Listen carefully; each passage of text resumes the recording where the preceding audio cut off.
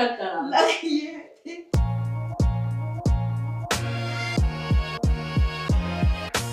Hi guys, welcome back to Uthini Girl, a safe space to share your thoughts. Today I actually asked my sister if we can answer a few personal questions. The questions would be what I've learned in my 30s, things I would do differently in my 20s, and what I'll tell 20-year-old me. So right now we will open it with actually why I wanted to do these questions was that so we can just reflect from where we are right now in our 30s, all the lessons that we've learned and things that we can just reflect on and yeah, see how we're doing internally and all the lessons that we've learned. So we'll start off with what I've learned in my 30s. Would you like to go first or should I go first? I think you should go. Okay. So going first. So I think we both wrote down some answers. So I'm gonna read mine. I noted things I've learned in my 30s. What I've learned is it's so important to commit to the promises you make to yourself, to trust the decisions you make over yourself and your life, and most importantly, when things don't work out, remember to show yourself the same grace you'd show someone you love that messes up. Also, learning that you spend your life getting to know yourself because you won't ever stay the same person forever. So for me, it was important to note that because I think I'm someone that spent a long time not really looking at myself. So I just wanted to pull on lessons I learned that it's very important to hold yourself accountable, but also show yourself grace as you're growing, as you're learning, as you becoming, yourself. Yeah. Okay. As you're becoming yourself. So um, you said in terms of accountability, you need to hold yourself accountable. Does that also does that also include holding other people accountable for their actions towards you? Yes, 100%. And that always remembering to build boundaries around yourself and around the people that are around you.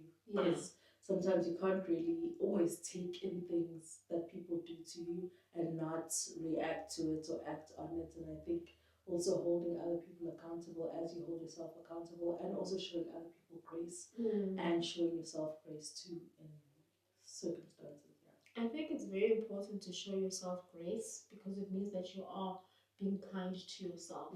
So very often we don't know how to be kind to ourselves, but we can show that kindness and grace to other people. But it actually starts with you. I think it's a form of showing yourself grace is a form of self-love and self-healing, and noting that no one is perfect, nothing is perfect. Let me be kind to myself and show up better later. 100%. I think that's why for me, I wanted the parts about grace is that I'm just always quick to show other people grace that I care about, but I don't really show. But I didn't really show myself much grace. Yeah.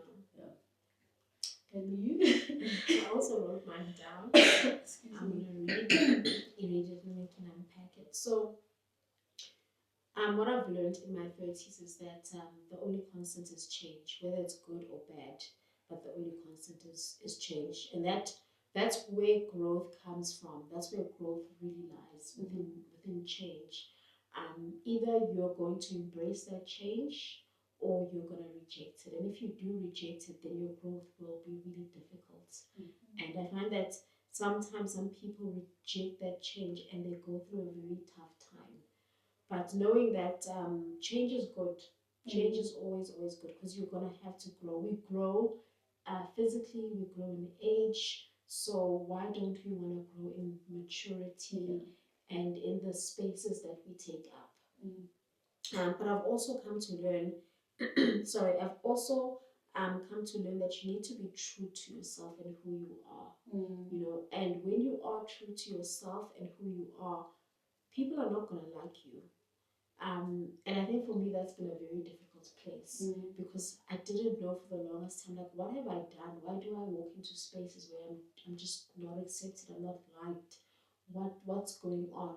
And it's taken me some time to realize that it's because I'm sure of who I am. I like who I am, and that's an important thing because there are some people who don't like who they are. They'll show up in spaces, and you think this person has got it all together, but deep down inside they're extremely broken. And then they see someone who is so confident in themselves and they like themselves and they're triggered. So I've had to learn that no one is, not everybody's gonna like you. You're not everybody's cup of tea. And because of that, you'll find that you've got smaller circles and you need to pick your people intentionally, intentionally. But it's also sad sometimes. Sometimes I feel sad for myself because I'm like, I wish I could throw a big party for myself and invite all of these friends. And to think, when I was in my 20s, I had so many friends around me. But as I grow older, I realized that not none of them, but a lot of them were not true friends. They were around for that season and they're not there anymore. But when I started opening my eyes and when I started growing in my career and the spaces that I take up in my personal life, that's when I saw that, you know what, this friendship isn't friendship any longer. And yeah, I think that's something that I still battle with from time to time. Like I wish I had many friends to invite to events, but I don't, and that's okay. Yes, you are my best friend, and that's okay. Yeah, that's okay. So now, like when you touch on the aspect with the when you're in 20s, you had a lot of friends, and now it's cuts dwindled down and stuff like that. How does that? How do you move forward in enjoying yourself? And like you're saying that you'd wish that you'd have an event where you'd invite a lot of people, and now that you can't have that, how do you move forward in like celebrating yourself? If you're doing things and stuff like that, do you still feel like there's a hole, or you're like, I'm happy to do things for myself and throw events for myself or throw celebrations for myself? Because there's a lot of things that you've celebrated in your life without those people. There certainly is. I do throw events for myself. They just wouldn't be as big. And celebrating yourself. Yes. I save money because of that. Excuse me. Which is good. Which is good. But my tastes and preference of celebrations has changed. You know, when I had that big crowd of friends, I would throw big birthday parties, big birthday dinners. That's changed now. If I can travel for my birthday, I'll do that. Okay. If I can take myself to the spa for a spa treatment with a close friend of mine, with you, then that's what I will do. If it's a matter of going to get myself something nice, then that's what I will do. I think it was glaring at my wedding when I realized that, sure, I actually don't have a big circle of friends any longer, especially when I was writing my guest lists. You know, you'll put your family and then you get to your friends, and it's a small list. You're like, but wait, I thought I knew a lot of people, and you can't even put together a list of 10 friends. I mean, I think even 5 was difficult. You know, that's how small my circle has become. So it doesn't make sense for me to throw big parties and so forth. So I celebrate myself in other ways. I will always celebrate myself, 100%. Whether they are friends there or not. I deserve to celebrate myself. And that's why I love that, because it shows that you have the peace. Yes, you felt like you've lost specific people in your life, but you still have the peace to celebrate yourself, to do things that make you happy, to travel for your birthdays when you have great moments in your life. It's not taken away because you don't have a crowd of people. Yes. You're still team, you're still you, you're still showing up for yourself in ways that make you happy and give you peace, which I'm really happy about. Yeah, I mean, maybe the last point here on friends is there's nothing worse than having a big circle of friends and those many friends don't clap for you when you do well. they're just spectators and secretly hoping that you don't do well. You know, secretly hoping that you fail. It's not a safe space. It's not a safe space. So for me, I think that's more painful because then you're keeping people around because you just want a crowd, and it means that you're probably not comfortable with yourself being by yourself. So it's also a big step to say, you know what, I don't deserve this type of friendship or relationships. I'm okay with not being friends with certain people. And I qualify, there's friends and there's acquaintances. You can know someone, they can be an acquaintance, and also even with acquaintances, you could still, you know, be cordial with them. You could meet them in certain spaces. At a specific level of connection. It's a different type of connection. You know that you can't open up with these type of people. It's not, you guys are not friends, and that's okay. Yeah. Thanks for sharing that. So now we're moving to the second question, and this is what I do differently in my 20s. Would you like to go first? Yeah, let me go. Okay. I'm also I'm gonna read from this and I'm gonna elaborate. But I think, you know, in my 20s, I wish I knew a lot more about the power of social media, especially platforms like YouTube. I think we had access, but we were closed off to certain things like that. I think if I had known then, I would have started things like vlogging much earlier, because I do like to share. I do. I think there's so much potential in social media. There's power in social media, and you can see with people that started early enough, they have been able to make careers out of that. But I think I also wish I had more financial acumen in my 20s, especially when I started working. When I started working, I was so shocked by earning money. You know, I could buy myself a car. I could afford to take myself out to eat. I could, you know, you start doing things like you're doing your nails, you're doing your hair, all of that stuff. But did I really need those things? I didn't. I really didn't. I could have taken public transport to work. There were, we stayed very close to the train station, so I could have literally used the train to get to work. And when we were working, where I was working as well, the train station was like maybe a 10-minute walk from the office. So I didn't need a car. But it's that, I don't know if it's ego or it's it's finally having something. Access, yeah. Yes. So if I had more financial acumen then, I probably wouldn't have done that, and I would have saved a whole lot more money, which would have changed the direction of my life earlier. I think I could have said, you know, we underestimate the value of saving because have money gives access, and if you've got money put away, it gives you more options.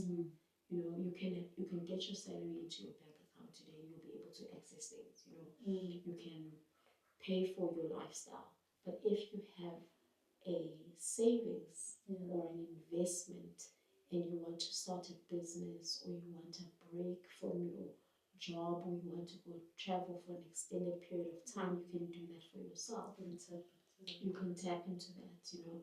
And here, this is an example. When I was doing my MBA, I didn't have the the savings that could take me to the finish line. So what I had to do was sell my car.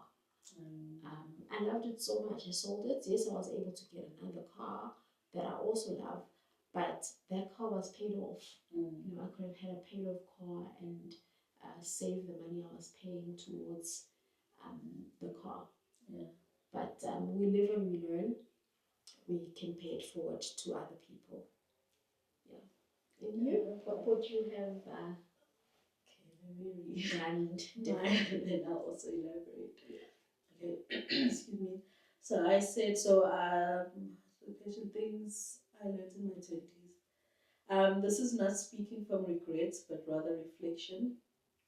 I wish I started then to get to know myself instead of primarily focusing on school and getting into my career journey, but also experimenting with what I want and love outside of those spaces and focusing my energy on me. And I wish I dated more and intentionally also. So the first part is, you know, that growing up, I never really focused on looking good, dressing up, doing things that make me feel girly or beautiful and stuff like that. So I wish that I started my journey even before my 20s of just, getting to know Tanya, what Tanya wants, physically and, internally, just really getting to know myself and being more confident in myself and less focused on just wanting to go to school, finishing school, wanting to get a job. And I think maybe the journey would have been, I don't want to say smoother, but I think I would have gotten to know myself sooner than now. I felt like I was a little more lost, especially like in high school, then going to university and in my 20s. And for a long time, I've always looked to like my older sister or my dad to to mostly make decisions for me, And I think subconsciously, I just trusted you and dad to tell me to do this, to do that, because I trusted your guidance or your direction and stuff like that. Which, guidance from someone you love is nothing wrong, but when it's something that you're constantly leaning on and not thinking for yourself, sometimes you're not able to figure out what it is that you don't want or you do want. And I feel like in my 20s, that was more of my safe space instead of focusing on trying to figure out what I want and allowing myself to fail. Because in a sense, I thought, you know what, if you say it or if dad says it, then that means I won't fail and that I'll be okay. Yeah. And I feel that I lost an opportunity in a sense to allow myself to actually fail on something that I did want.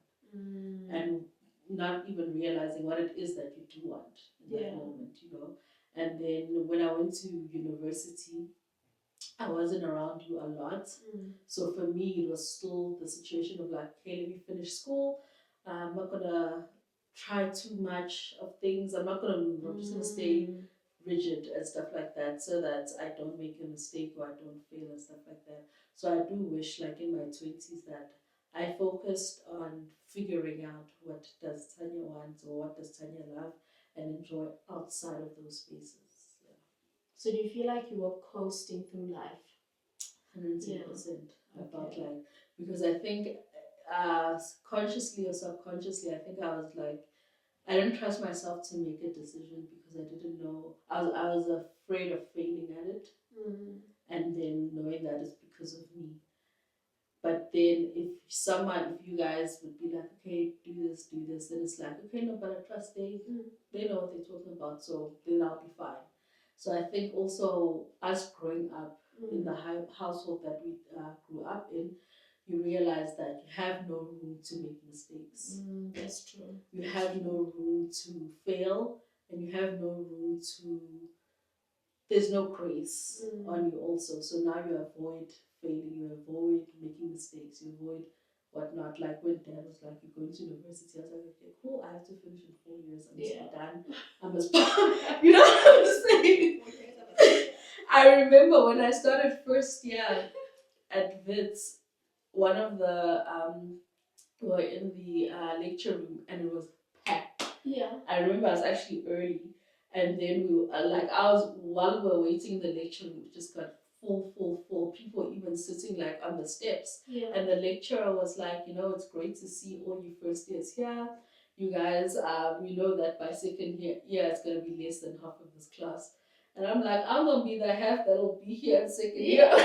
And I was, because I was like, all I knew was that you are here in university.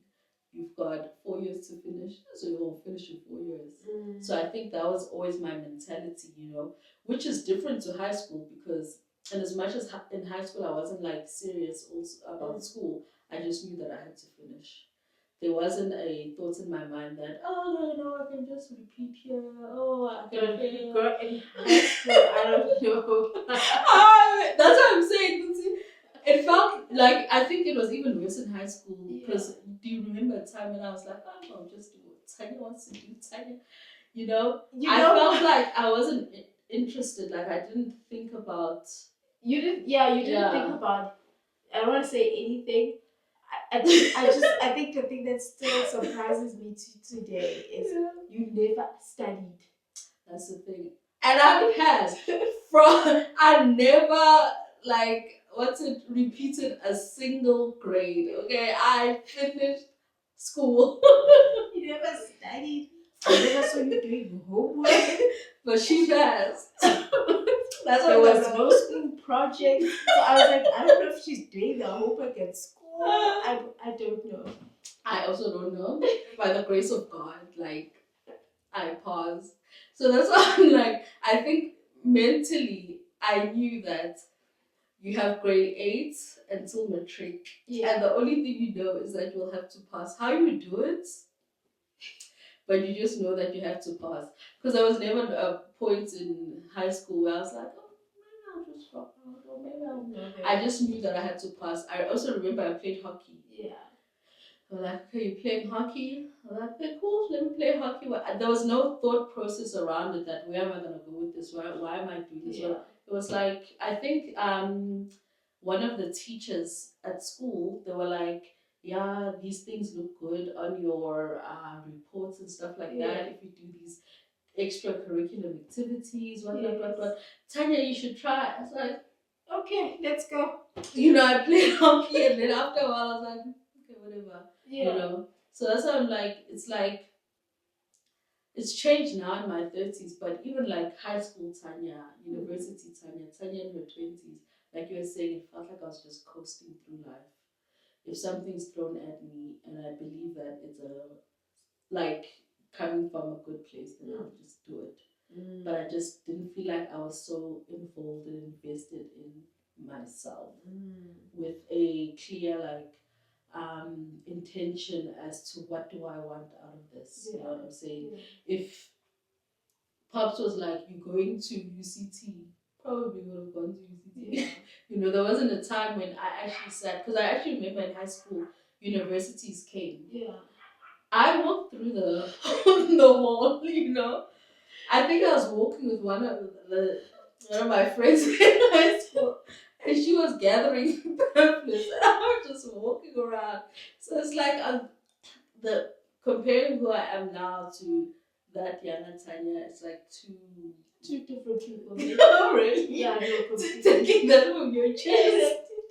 No, 100% I agree. It's two completely different people, and I think it's Tanya now in her 30s versus Tanya in high school, university, and then early years of working.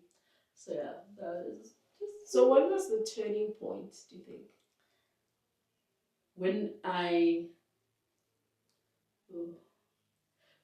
moved back home after university. Yeah. And then I went through that depression and stuff like that. I think I was 23 or 24 around that time. Because I remember I was looking for a job. I had finished university. And I think that was the moment where I had to make decisions for myself. You were also getting your life together. Dad was doing his stuff. So I didn't have someone telling me, okay, now you must go do this. I was applying for a lot of jobs, being rejected. Yeah. Then I started working for Pops at that time, so I was keeping myself busy. But I was still going through that thing that I don't know where I'm going or what I'm doing. Yeah. And I think that was the turning point. Then I eventually got a job in a real job in 2015. And I think that was when I actually then just started working on I have to go to work, I need to dress up, I need to get to look like your bottom. No, I'm not. I'm so learn. Now edit it out. Okay. So I think it's around those moments, next thing, decision this, decision that, you're starting to make more money. Yeah. Okay. So, okay. And now, do you want to pause or go to the next question? I think we can go to the next question. Okay, and then let me not say final question. I'm going to give us a little question that we didn't prepare for. Okay. So, question number 3, what I'll tell 20-year-old me. You can take this one. Okay. What I'll tell 20-year-old Tanya is be present in your own life. You're beautiful. It's okay to not know everything, and it's okay to invest in yourself beyond school and work. Also, I'm happy you went to therapy. Like I'll say, like throughout all of my answers, I think the number one common denominator was that I wasn't extremely present in my own self and in my own life. I think the word that you use, coasting, sort of sums up everything. Was that I was coasting. I wasn't necessarily always present in my own life. I was doing things, obviously, going to school, passing, doing that, but I wasn't really present. I was just focused on coasting, doing what I So you were focused on coasting.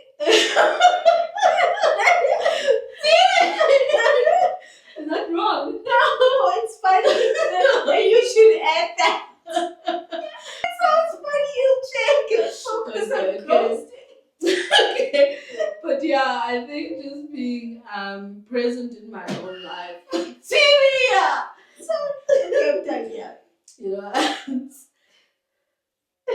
Thank you, Liz.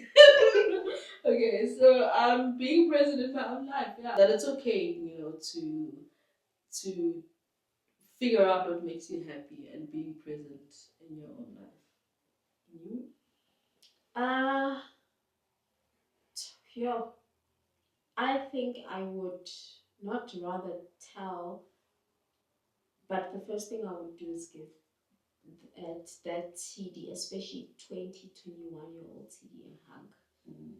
Um, I think I would also tell her that she doesn't have to take on so much responsibility. It wasn't, I think it maybe it's the burden of the first child. You feel like you have to take care of everyone, and when your family's falling apart, you feel like you need to step in as the parent. Yeah. And because you do that, you realize that you carry so much with you throughout your life. And I think I would tell that girl that you don't need to carry so much. It's okay. It's okay for you to also get carried, because you get to a point where you realize that you struggle to to get carried, if that's even a term. You struggle because you're so used to carrying all the load. I would also tell her that it's okay to cry. Actually, I think even today I don't cry. Something like Actually, really has to happen, like something hectic has to happen. So before you finish, I am more emotional than my sister. I can cry like that. But once she cries, just know that it's real. Like, it's intense. Like, I can cry, my dog, something can happen, I'm weeping. For her to cry, just know that it's real. Something has happened. Yeah. Yeah, no, I don't. And I even think back when we were going through very difficult times. I don't remember crying. I just don't. And I don't like crying, but I know that therapists encourage it. They say, you know what, like you're releasing and all of that stuff. I actually don't even feel like that. But maybe if I knew back then it was okay to cry, then I would. Yeah, that's what I would tell her, and I think I would tell her that she's gonna be all right.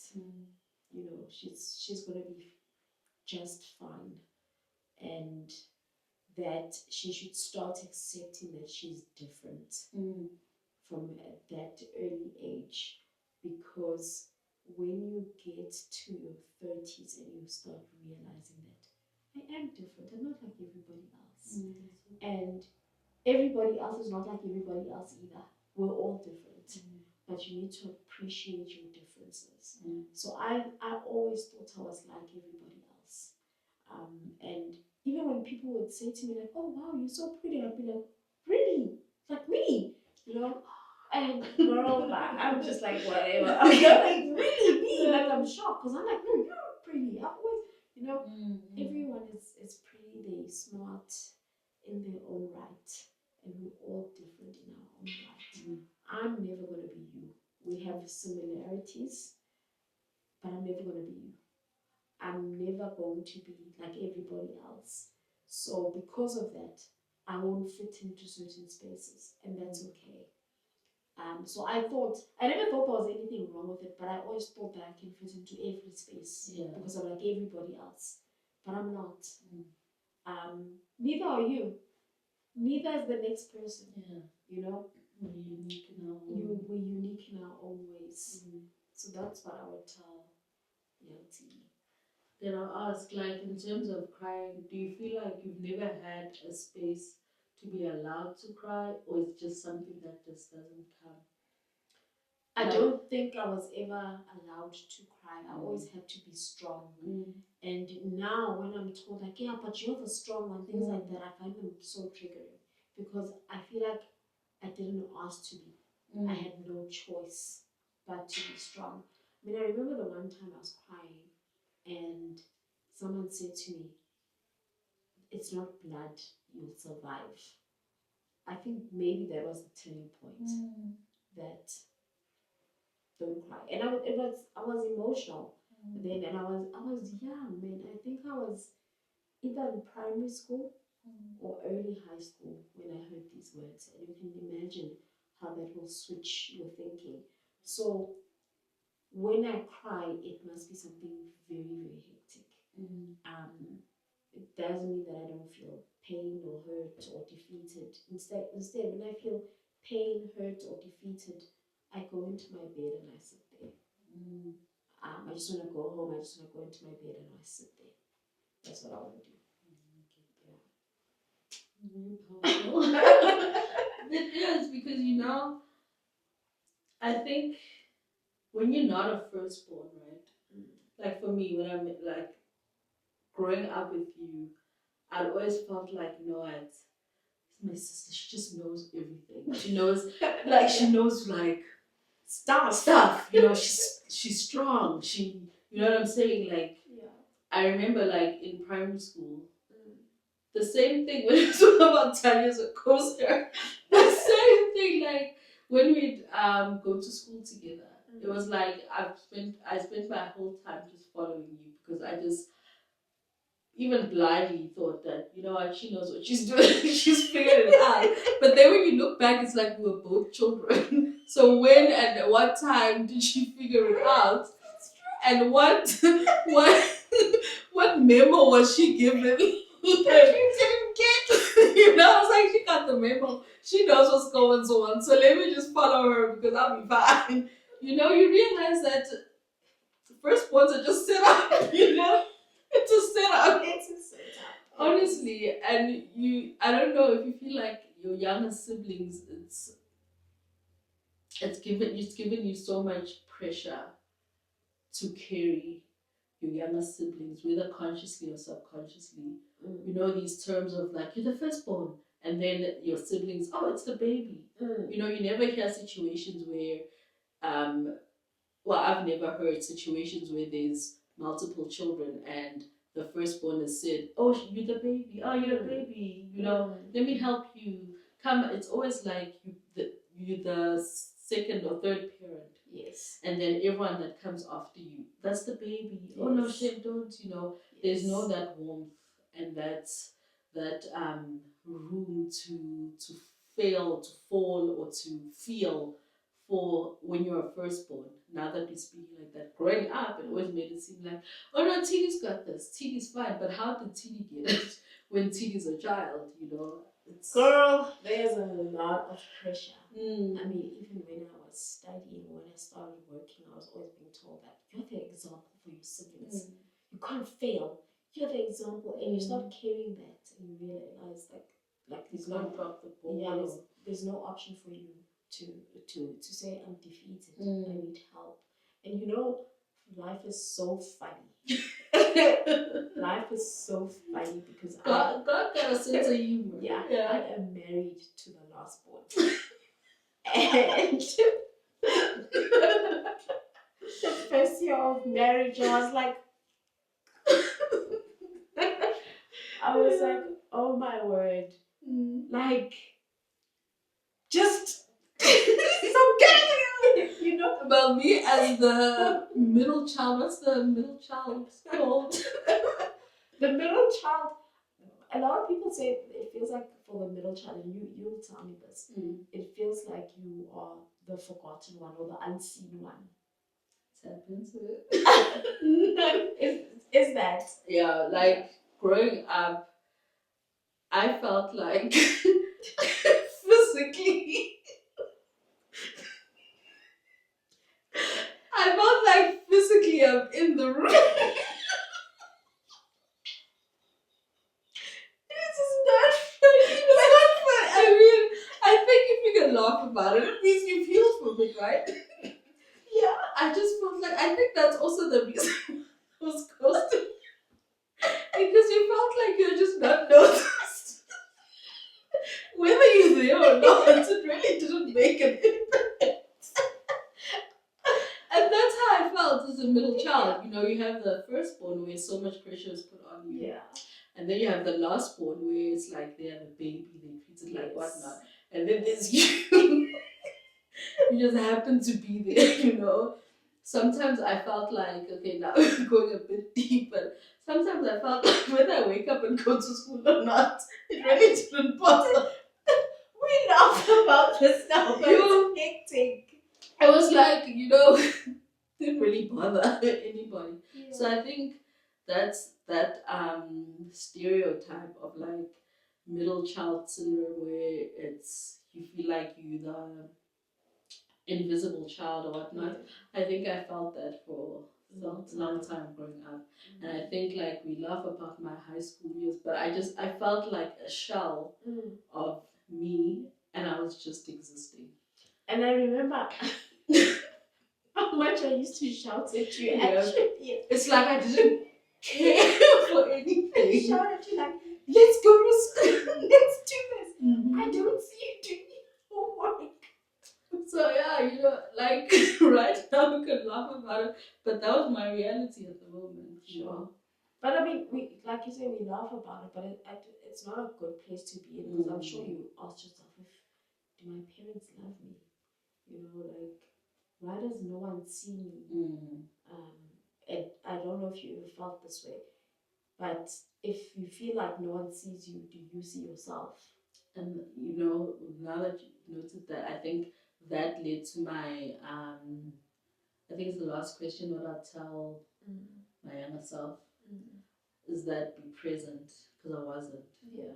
You know, it was like I was just physically existing, but I wasn't necessarily present. Yeah. You know, whether it's mentally, if mama's like, we're moving. Grab your bag, I'm carrying my bag. Yeah. It's like you become numb to asking questions. You just exist. Yeah. So I think it sounds very bleak, but yeah, aspect. And like it happened like that, yeah. Sure. But yeah, growing up, I think I'm glad I've gotten to this point.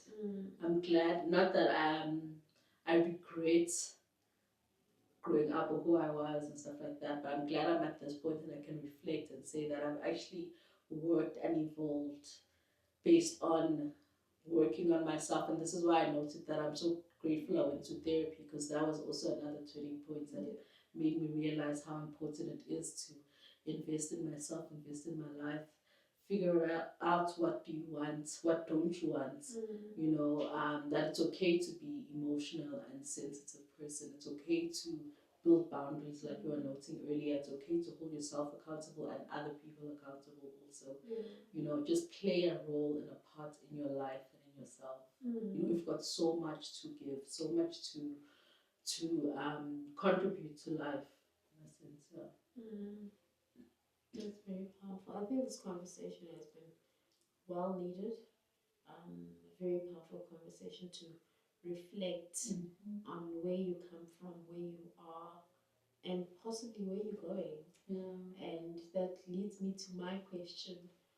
What do you hope for your future? I'm so rich, like excuse me. So for me, one thing is I've always wanted to be a mom. So that's one aspect. I'm not in a rush to it. So one aspect is that what I hope for in my future is to finally be a mother and to get married and to build successful businesses. Success to me is very important, and financial freedom, and being able to build specific investments that can actually help me to build a life that I want for myself with my partner, and build a life that can sustain a good life for my children. Yeah. You know, that to me is the security of that is very important to me. And having building a name for myself. I don't think I want to get to a place where I'm just living. I think just living for me is not enough. Yeah. I love, once I expose myself to things like traveling, you know, seeing how the world lives, I want to be able to also teach that to my children and say that, you know, there's many ways for you to experience life. It's not just going to school and going to work. Yeah. You know, you can build a name for yourself, whether you are in corporate or not in corporate. And I do believe I'll eventually get to a place where I've left corporate. That's one thing that I want for myself, is to build successful businesses and find success in my life, not just in business, but in myself and with my partner that I'll eventually need to get married to and have kids with. So yeah, and yourself? I do want to build a name for myself. This is odd, but I think maybe it's not. I do see myself climbing the corporate ladder. From a personal perspective, I want to have a family of my own, and I think I've started that. You know, and I'm not saying I'm giving away or throwing away my family, and your partner better know this. But I also think something is very important to me, and it's my north, it's my compass. I must always know that I can sleep at night, whatever I do. And I know that you can climb the corporate ladder, and you can, you know, people are ruthless and all of those type of things. I don't want to be ruthless. Yeah. I want to climb there on merit, having treated people well, kindness, and so forth. But it doesn't mean that I'm a fool. It doesn't mean that I can be taken advantage of. You know, even in my personal life, I believe in treating people well. And there is a lot of times when I've been treated badly for no reason. But I'm not going to be like anyone else and treat you badly because I've been treated badly. So for me, knowing that I can sleep well at night is very important. My goal in life is to make a change. Make a change for people who don't have access. Make a change for the betterment of our country, betterment of our youth. That's where I want to be. At some point, I even thought to myself, I'm probably gonna land up in government, doing something that has big impact for the country. And that would be great. That would be great if I could do that. But if I feel like there's no impact, if I feel like there's, I'm not making a difference, instead I'm there, I'm politicking, then there's no point for me, because I'm not good at politicking. I'm not a politician. Even in my corporate gig, I don't politic. I call it gig, but it's my job. I don't politic. I'm there to do my work. There is politics, and you can't run away from it. And I mean, you need to know the nature of the game, of the organization you're with. Either you can play it nasty or play it well. And I suppose people can say that's politicking, but I don't subscribe to nasty games. Yeah. Very powerful. Here's to more and more years. It's just learning ourselves, evolving, growing, and making room to learn from whatever mistakes or failures we'll encounter, and learning to celebrate when we do win, when we do great, because we will win and we will do great. I agree with you. I think that's a very nice ending to this conversation. Guys, please do subscribe to our channel. Please engage with us. Tell us what you would tell your younger selves. Please let us know what you would do differently in your 20s, what you would do differently in your 30s, what you wish you had known. We really want to connect with you. And please give us some views on what other topics you'd like to hear from us. Is there anything you want to say? You summed it up. You summed it up. Thanks, guys. Bye.